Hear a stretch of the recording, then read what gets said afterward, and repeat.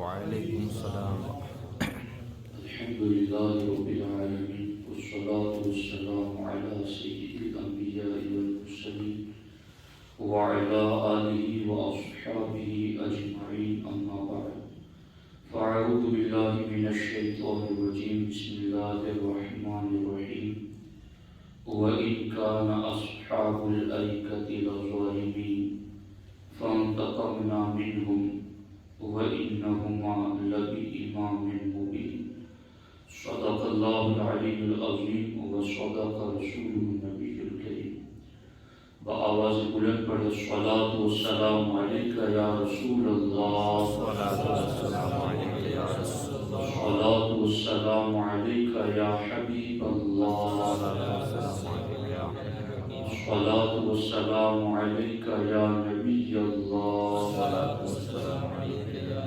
وعلى آلك وأصحابك يا نور الله،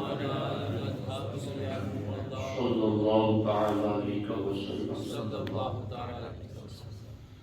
دوستان محترم، اللہ رب العزت نے 14ویں پارے سورۃ الحجر میں حضرت شعیب علیہ السلام کی قوم کا ایک واقعہ ذکر کیا ہے.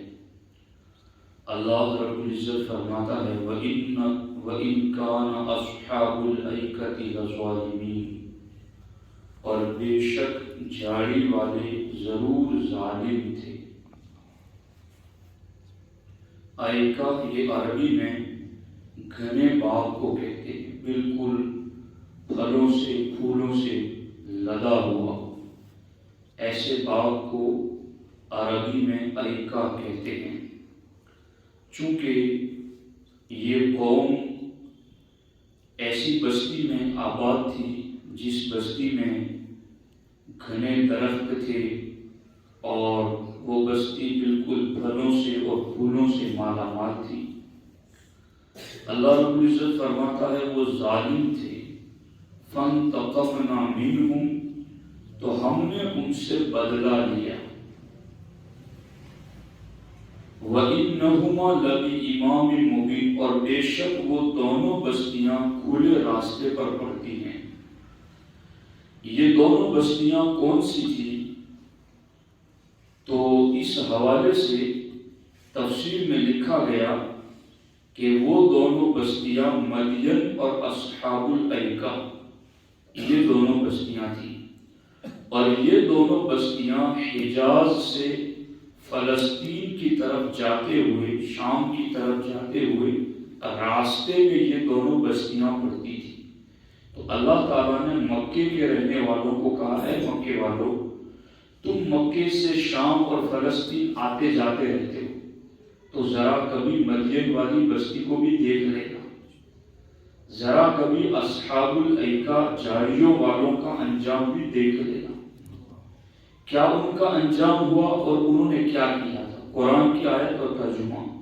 اللہ رب العزت قرآن مجید میں ارشاد فرماتا ہے حضرت شعیب علیہ السلام جب اس قوم میں آئے تھے جن کے پھل پھول درخت باغ بالکل خوشحال تھے، کھاتے پیتے لوگ تھے، آپ جب ان میں آئے تو آپ نے انہیں ڈرایا اللہ کے عذاب سے، اور آپ نے کہا الا تتقون، کیا تم ڈرتے نہیں ہو؟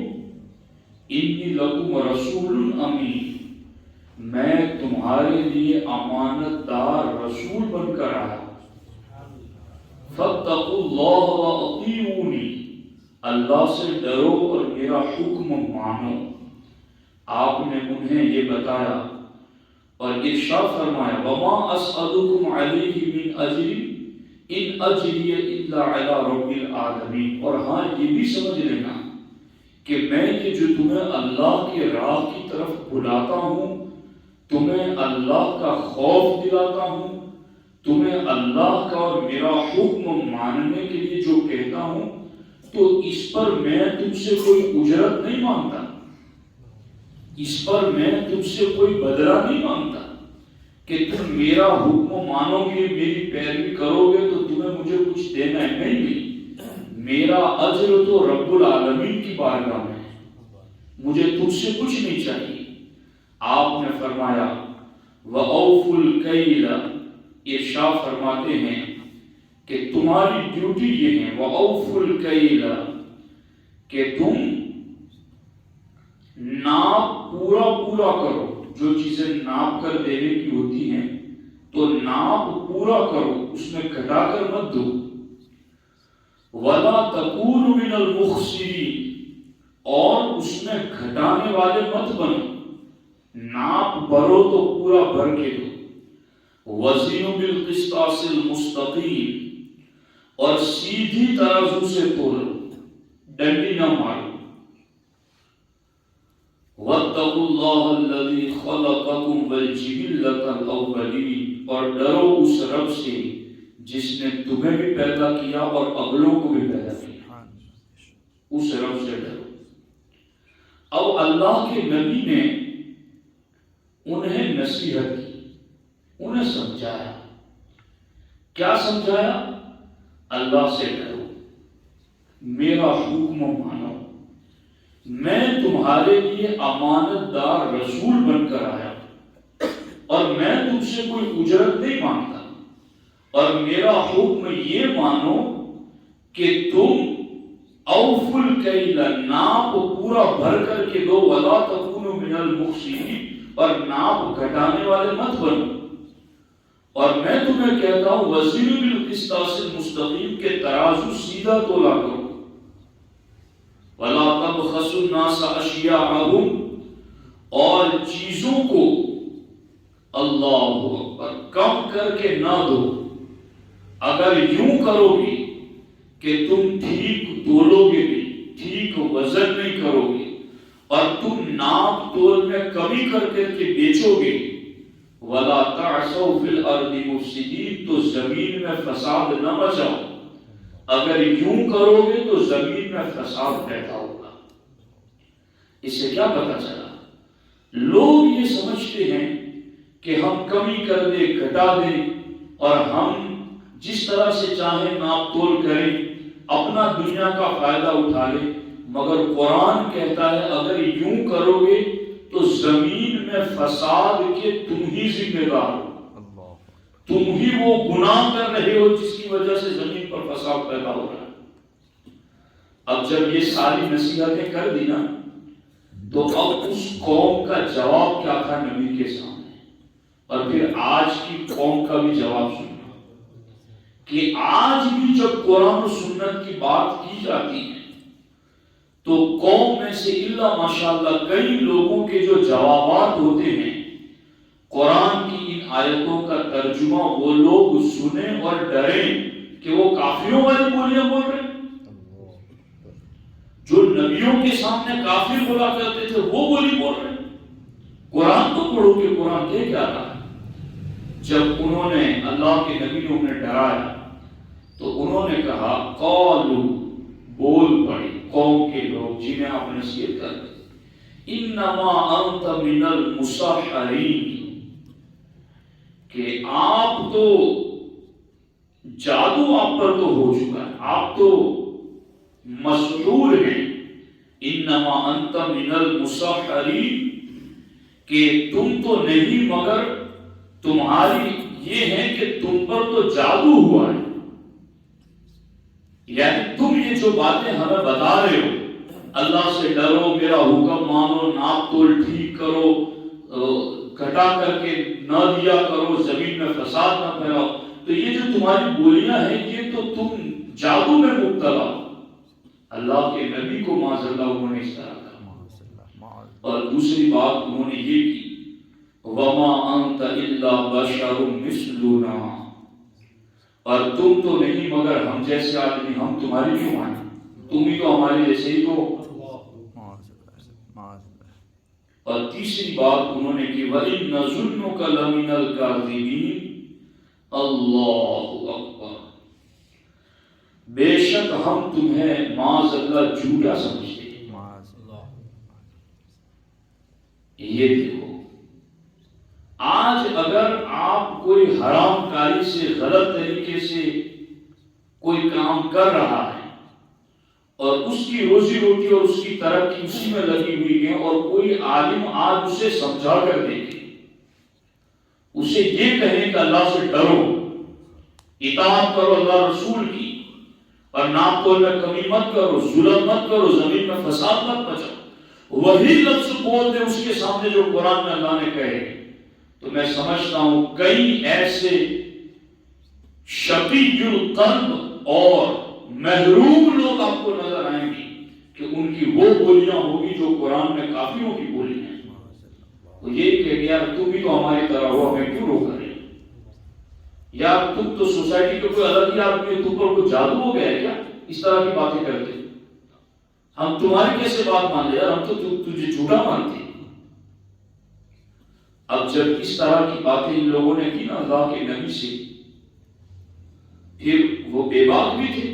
ایک بات یاد رکھنا، دین پر جو جرأت کرتا ہے نا، اس کے بارے میں باقی باتوں کو نہیں کہتا، مگر اتنی بات ضرور کہتا ہوں کہ اس کا دل بالکل کالے پردوں میں لپٹا ہوا ہے۔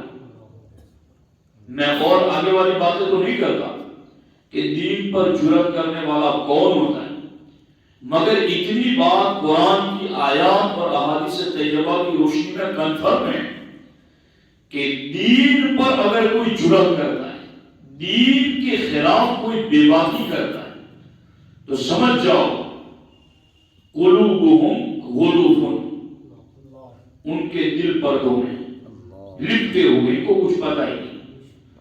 اور آج ایسے بھی لوگ آپ کو ملیں گے، یہ جو جن کو حرام کاریاں کرنی تھی نا، اللہ کے نبی نے سمجھایا تو الٹا چور کوتوال کو ڈانٹی کہ نبی پر الزام لگانے لگے، اور اخیر میں چونکہ جو نبی پر اعتراض کرے اب اس کے پاس رہ کیا گیا، بے باکی کرتے انہوں نے کہا فاسقط علینا کسفا من السماء،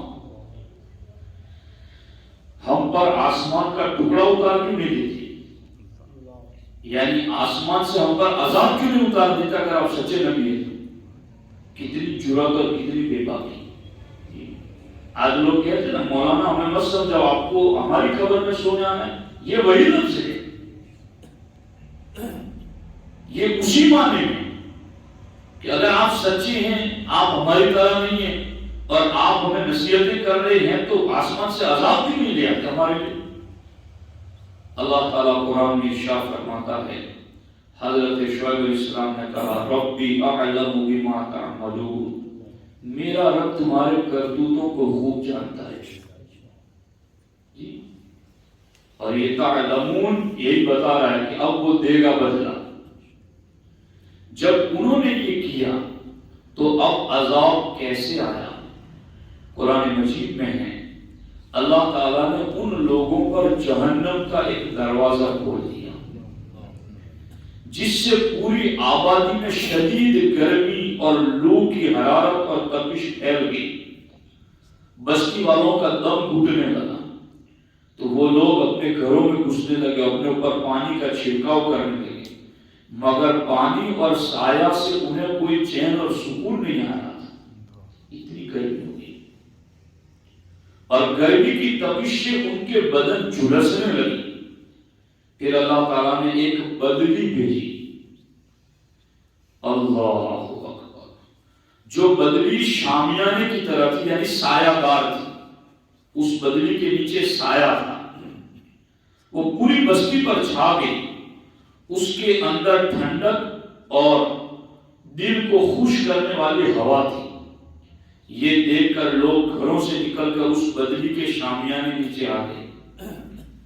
جب تمام آدمی بدلی کے نیچے آ گئے تو زلزلہ آیا اور اسی بدلی میں سے آگ برس گئی۔ مانگ رہے تھے نا فاسقط علینا کسفا من السماء، کہ آسمان سے آپ برسا کیوں نہیں دیتی؟ یہ ہے دین پر بے باکی کا نتیجہ، یہ ہے دین کے خلاف جرأت کرنے کا انجام۔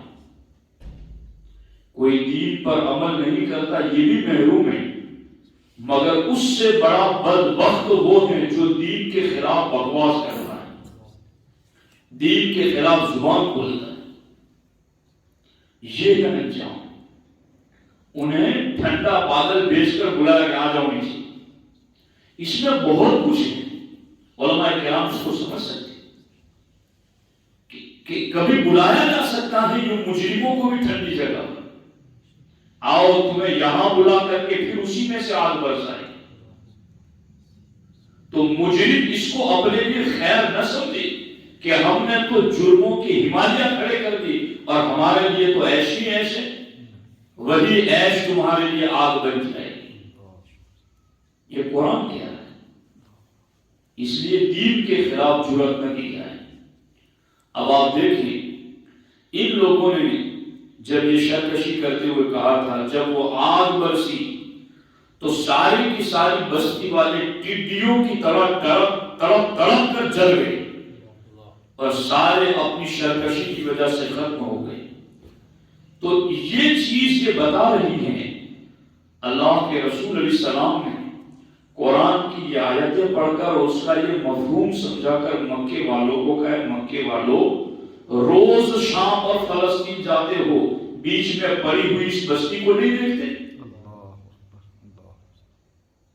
اور پھر اللہ نے قرآن کا اس کو حصہ بنا دیا تاکہ قیامت تک آنے والے اہل ایمان بھی ان واقعات کو پڑھ کر کے عبرت حاصل کر سکیں۔ اب اس میں عقیدے کی ایک بات آپ کو بتا دوں کہ حضرت شعیب علیہ السلام کی قوم نے ان کو جھٹلایا، ان کو معاذ اللہ ایسا کہا کہ تم پر تو جادو ہو چکا ہے، اور انہوں نے ایک توہین یہ کی تھی، وما انت الا بشر مثلنا، کہ آپ تو ہمارے ہی جیسے بشر ہو، ہمارے ہی جیسے بشر ہو۔ اب میں آپ کو پوچھتا ہوں، یہ وہابیوں سے ہمارا اختلاف کوئی دال روٹی کا نہیں ہے، مگر ان کے مولویوں نے کتابوں میں لکھا ہے کہ نبی تو ہماری مثل بشر ہے۔ ان سے پوچھو کہ تم خوب گلے پھاڑ پھاڑ کے قرآن پڑھتے ہو، تم اپنی حسن صوت اور نغمگی اور آواز کی لوگوں سے داد وصول کرتے ہو کہ دیکھو ہم کتنا اچھا قرآن پڑھتے ہیں، تو حلق سے نیچے بھی تو اتارو قرآن۔ قرآن کی یہ آیت بتا رہی ہے کہ نبیوں کو اپنے مثل بشر کہنا یہ ایمان والوں کا نہیں، کافروں کا طریقہ ہے، اور یہی بولیاں جو لوگ بولتے ہیں، لکھ چکے ہیں کتابوں میں اور اس کی وکالتیں کرتے ہیں آج کے لوگ۔ تو سوچو کہ اصحاب الایکہ پر کیسا عذاب آیا تھا جی، اور آج انہیں بھی بڑے بڑے عذابات کا سامنا ہے جی۔ یہ کوئی کم عذاب ہے ان کے لیے کہ سعودی ان کا حوالی اس نے بھی آج ان کے سر سے ہاتھ اٹھا لیا۔ اور میں نے اپنے ساتھیوں سے کہا ہے کہ اب کے بعد کا مرحلہ بہت خطرناک ہوگا اور سنیوں کے لیے بڑی آزمائش کا ہوگا۔ جو مجھے کچھ سمجھ میں آ رہا ہے قرآن حدیث پڑھ کر، انہیں کیوں وہاں سے گیٹ آؤٹ کیا گیا؟ اس لیے کہ اب انہیں ہم نے کھلا کھلا کر کے مضبوط کر دیا ہے، ایک فرقہ بن گیا ہے، اب یہ واپس نہیں جائیں گے۔ اب سعودی کسی اور کو پکڑے گا اور کسی اور کو اپنا شکار کرے گا، اور مجھے خدشہ ہے کہ کہیں یہ جعلی سنی پیر ان کا شکار نہ بن جائے، جو آج رافضیت کی طرف جا رہے ہیں، جو آج خارجیوں سے بھی مل رہے ہیں۔ اگر اللہ نہ کرے ایسا ہوا تو اہل سنت کا بہت بڑا نقصان ہوگا، چونکہ انہوں نے ان کو پالا ہے، وہابیوں دیوبندیوں کو سعودیوں نے پالا ہے ایک مدت تک، اور ان کو فنڈ دے دے کر کے، ایڈ دے دے کر کے ان کو پال پوس کر کے بڑا کر دیا۔ اب انہیں برخاست کر دیا اس لیے کہ اب یہ اتنے مضبوط ہو گئے اپنی گستاخی میں اور بدعقیدگی میں، لکھتے اور مناظرے کرتے کرتے کہ اب یہ واپس نہیں پڑھتے، اب ان کو چھوڑ دو، کسی اور کو پکڑو، اور پھر امت کو گمراہ کرنے کے لیے کوئی اور فرقہ بنانا چاہتے ہیں۔ اور حالات ہندوستان پاکستان دونوں کے اہل سنت کے کچھ اس طرح بد رہے کہ آج پیر پرستی کے نام پر جعلی صوفیوں نے اتنا زیادہ اہل سنت کو نقصان پہنچا کر عوام اہل سنت کو اغوا کر لیا ہے۔ ممکن ہے، قریب ہے کہ اگلا شکار سعودیوں کا کہیں یہ لوگ نہ بن جائیں. اگر ایسا ہوا تو نقصان صرف اور صرف اہل سنت. دین کے نام پر جو کچھ بھی ہو رہا ہے حملے، اس کا نقصان سنیت کو ہی ہو رہا ہے. تو یہ بشر مثلنا آج کہنے والے قرآن 1450 سال پہلے اترا اور بات صدیوں پہلے کی قرآن کر رہا ہے شعیب علیہ السلام کی قوم کی کہ نبی کو اپنے مثل کہنے والی قوم مومن نہیں کافر ہے. باقی باتیں اگر آپ کو عقیدوں کی دلیلیں سمجھ میں نہیں آتی تو یہ آیت تو سمجھ میں آ رہی، یہ حکم تو سیدھا سمجھ میں آ رہا. اس لیے سمجھنے کی ضرورت ہے. اور عمل کے اعتبار سے بھی میں نے آپ کو بتایا کہ نبی نصیحت کرتے ہیں، سمجھاتے ہیں. اب تو ہمارے نبی کے بعد کوئی نیا نبی پیدا نہیں ہوگا، حضور آخری نبی ہے. اب حضور کے ہی پیغام علماء سنائیں گے، صوفیاء صالحین سنائیں گے. اب نبی کی آخری نبی کے پیغام سن کر کے اگر کوئی وہی ریئیکشن ظاہر کرے جو شعیب علیہ السلام کی قوم نے کیا تھا تو پھر جواب بھی وہی تیار رہے اس کے لیے جو اللہ نے شعیب علیہ السلام کی قوم کو جواب دیا تھا. اس لیے ساتھیوں گناہ سے بھی بچنا چاہیے ہمیں اور بدعقیدگی سے بھی بچنا چاہیے. اللہ میری کام کی سب کی ایمان و عمل کی حفاظت فرمائے. السلام علیکم ورحمۃ اللہ وبرکاتہ.